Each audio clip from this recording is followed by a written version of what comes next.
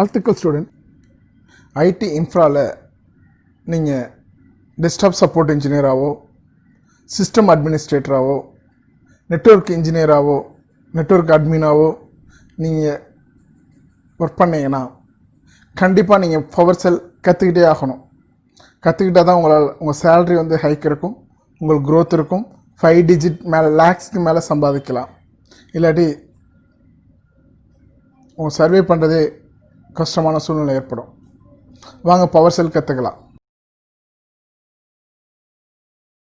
உங்கள் ஆஃபீஸில் network down கூட ஆக வேணாம், பேண்ட் வித்து கம்மியானாலே ஆட்டோமேட்டிக்காக ட்ரபிள் ஷூட் பண்ணுறதுக்கு எழுதும் ஒரு ஸ்கிரிப்டிங் லாங்குவேஜ் தான் PowerShell. வாட் இஸ் PowerShell அப்படின்னு கேட்டிங்கன்னா, PowerShell is an object-oriented automation engine and scripting language.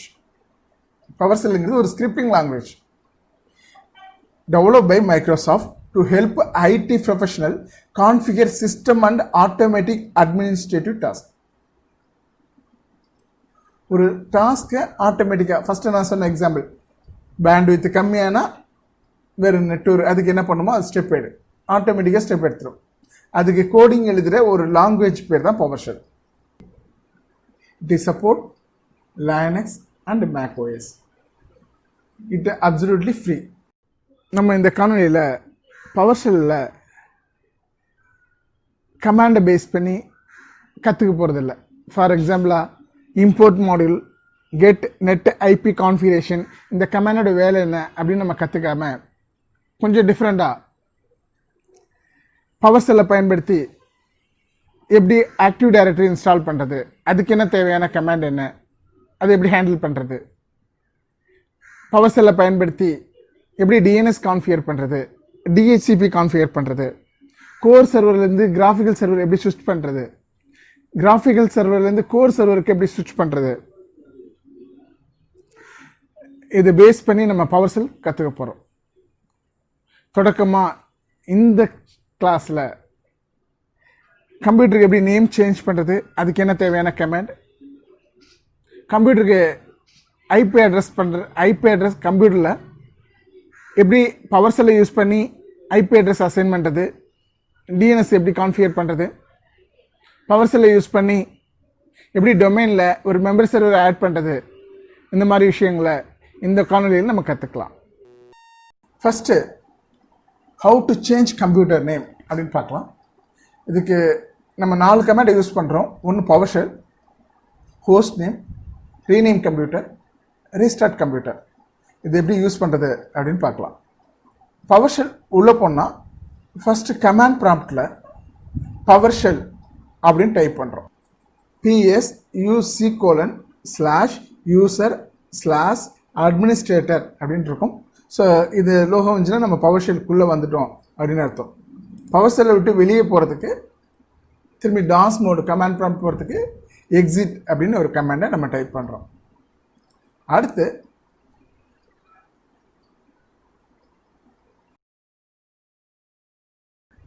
இந்த கம்ப்யூட்டரில் என்ன நேம் இருக்குது அப்படின்னு தெரிஞ்சுக்கிறது உள்ள கமாண்ட் Hostname. Hostname கொடுத்தோம்னா win R556473DK5P6 அப்படின்னு ஒரு நேம் எடுத்திருக்கு. நம்ம யூஸ்ஃபுல்லாக ஒரு நேம் வைக்கணுங்கிறதுக்காக ரீநேம் கம்ப்யூட்டர் அப்படின்னு டைப் பண்ணுறோம்.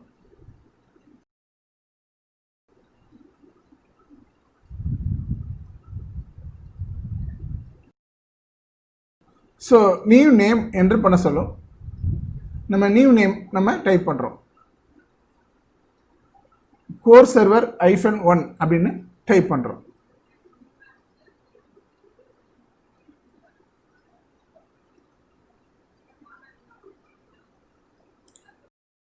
டைப் பண்ணோன்னே வார்னிங் மெசேஜ் ஒன்று வருது. You change will task effect after you restart the computer. Meaning புரிஞ்சிருக்கும். ரீஸ்டார்ட் பண்ணோன்னா கம்ப்யூட்டர் நேம் சேஞ்ச் ஆகும். ஸோ ரீஸ்டார்ட் பண்ணுறதுக்கு உள்ள கமாண்ட் ரீஸ்டார்ட் கம்ப்யூட்டர் அப்படின்னு டைப் பண்ணுறோம். இப்போ சிஸ்டம் ரீஸ்டார்ட் ஆகுது. உள்ள போய் செக் பண்ணி பார்க்குறோம். ஹோஸ்ட் நேம் அப்படின்னு டைப் பண்ணுறோம்.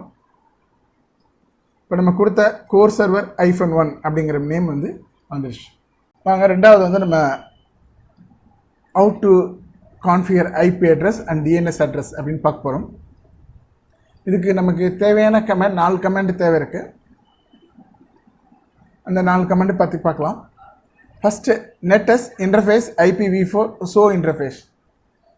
இந்த கமெண்ட் எதுக்குன்னா உங்கள் சிஸ்டத்தில் உள்ள ஈத்தர்நெட் அடாப்டரை ஃபைண்ட் அவுட் பண்ணுறதுக்காக. Netsh interface IP set அட்ரஸுங்கிறது IP அட்ரஸ், ஈத்தர்நெட்டுங்கிறது ஈத்தர்நெட் அடாப்டரோட நேம். ஸ்டாட்டிக் மேனுவலாக நம்ம அசைன் பண்ணுறதுனால ஸ்டாட்டிக் அப்படின்னு கொடுக்குறோம். 11.0.0.2ங்கிறது IP அட்ரஸ், 255.0.0.0ங்கிறது subnet mask. Third one Netsh interface IP set. Netsh interface IP set. அடுத்து இதில் போன இப்போ அட்ரஸ் அசைன் பண்ணோம், இதில் DNS அசைன் பண்ணுறோம். DNS ஈத்தர்நெட் ஸ்டாட்டிக் 11.0.0.1, அதாவது டிஎன்எஸோட சர்வரோட IP அட்ரஸ் அசைன் பண்ணுறோம். ஃபோர்த் ஒன் நம்ம கரெக்டாக அசைன் பண்ணியிருக்கோமா அப்படின்னு செக் பண்ணுறதுக்கு Get-Netipconfiguration அப்படின்னு ஒரு கமெண்ட் கொடுத்து செக் பண்ணி பார்க்குறோம். சரி வாங்க ப்ராக்டிக்கலாக பார்க்கலாம். First Netsh interface IPv4 show interface அப்படின்னு கமெண்ட் டைப் பண்ணுறேன். அதில் நமக்கு 2 ஆப்ஷன் வருது. ஒன்று லூப் பேக்கப்போட adapter, second one is ethernet adapter. So இதில் என்ன சொல்ல வருது அப்படின்னு நம்ம இதில் என்ன புரிஞ்சுக்கிறோம் அப்படின்னா, ஸோ இதில் ஒரு ஈத்தர்நெட் அடாப்டர் இருக்குது. ஸோ நம்ம அடுத்து இந்த ஈத்தர்நெட் அடாப்டருக்கு நம்ம IP அட்ரஸ் அசைன் பண்ணோம். அதுக்கு என்ன கமெண்ட் அப்படின்னு கேட்டிங்கன்னா, Netsh interface IP set address name equal to Ethernet static 11.0.0.2 then subnet mask 255.0.0.0 கொடுக்குறேன். அடுத்து என்ன அடாப்டருக்குன்னு பார்த்தேன். ரெண்டாவது IP அட்ரஸ் அசைன் பண்ணேன். மூணாவது DNS அட்ரஸ் அசைன் பண்ண போகிறேன். அதுக்குள்ள கமெண்ட் Netsh interface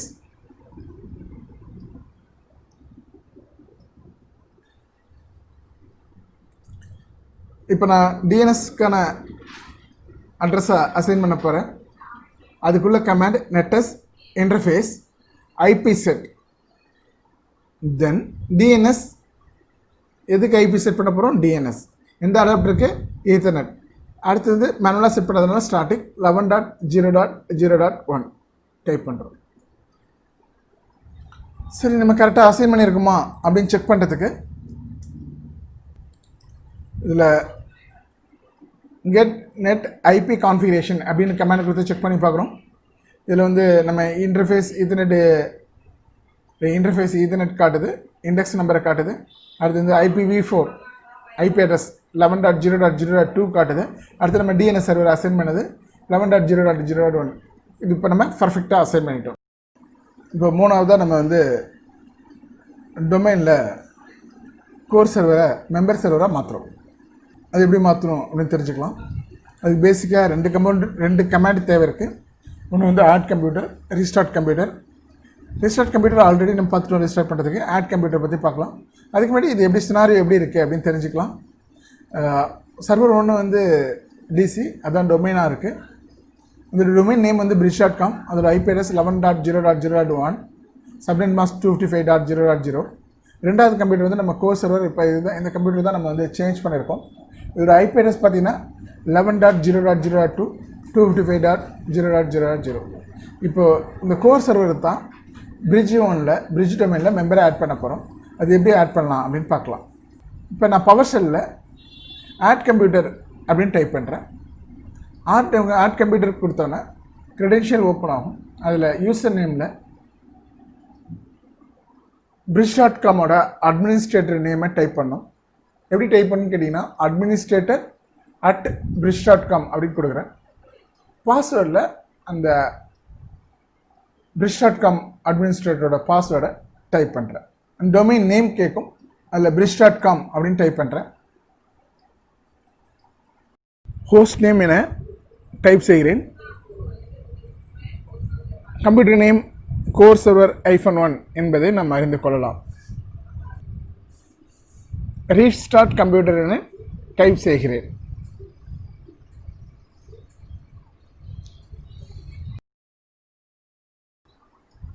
தென் ரீஸ்டார்ட் கேட்கும்.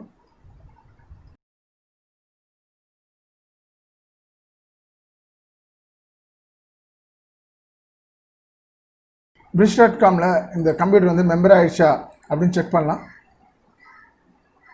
நான் bridge.com டொமைன்குள்ளே போகிறேன்.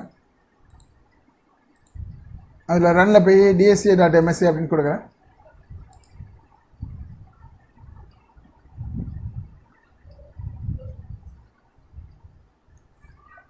அதில் active directory user and computer அப்படின்னு விசார்ட் ஓப்பன் ஆகுது. அதில் கம்ப்யூட்டரில் ஓப்பன் பண்ணி பார்க்குறேன். அதில் கோர் சர்வர் 1 இப்போ ஆட் ஆகிடுச்சு. பட் இந்த வீடியோ உங்களுக்கு புரிஞ்சிருக்கும் நம்புகிறேன். இது வரைக்கும் நீங்கள் பிரிட்ஜ் டெக்னாலஜியை சப்ஸ்கிரைப் பண்ணாட்டி இமிடியேட்டாக சப்ஸ்கிரைப் பண்ணுங்கள். பெல் பட்டனை கிளிக் பண்ணுங்கள். அடுத்த காணொலியில் கோர் சர்வரில் PowerShell யூஸ் பண்ணி எப்படி ஆக்டிவ் டைரக்டரி இன்ஸ்டால் பண்ணுறது அப்படின்னு பார்க்கலாம்.